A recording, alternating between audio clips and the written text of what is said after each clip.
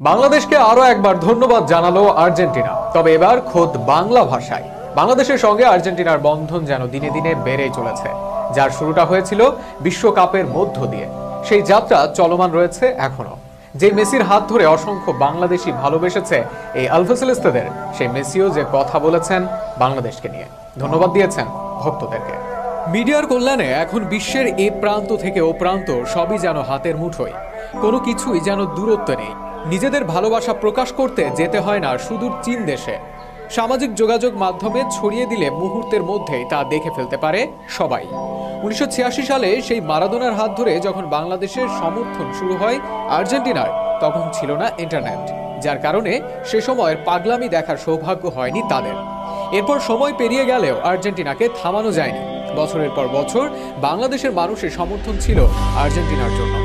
2018 সালে সামান্য আলোচনা হলেও 2022 সালে যেন ছাড়িয়ে গেছে সকল মাত্রা। বিশ্বের মিডিয়ার কল্যাণে যখন আর্জেন্টিনার মানুষ দেখেছে দূর মহাদেশের ছোট্ট একটি দেশের কতটা ভালোবাসা তাদের প্রতি, সেটা মন ছুঁয়ে গেছে সকলের। এরকম সমর্থনের প্রত্যাশা করেননি তারা, তাই তো সেই বিশ্বকাপের সময় হতেই চিরকৃতজ্ঞ তারা। কাতারে যখনই আর্জেন্টিনার মানুষ বাংলাদেশের পতাকা দেখেছে, প্রত্যেকে এগিয়ে গিয়ে তাদের সঙ্গে ছবি তুলেছে, ধন্যবাদ দিয়েছে।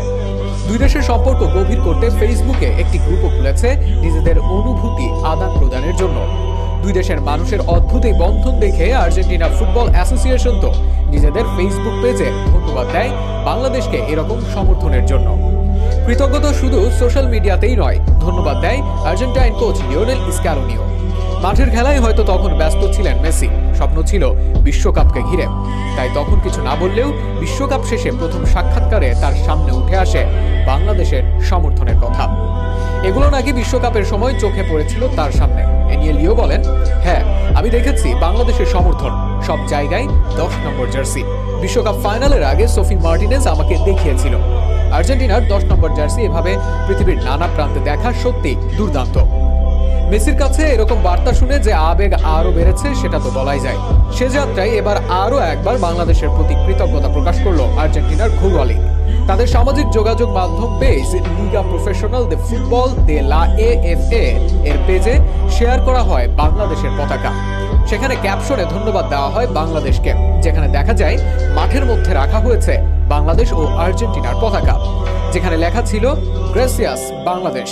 বাংলা ভাষায় লেখা ছিল ধন্যবাদ। এই বার্তায় শুধু দুই দেশের সম্পর্কই আরো গভীর হচ্ছে তা কিন্তু নয়, পাশাপাশি বাংলা ভাষারও প্রচার হচ্ছে বেশ দারুণভাবে।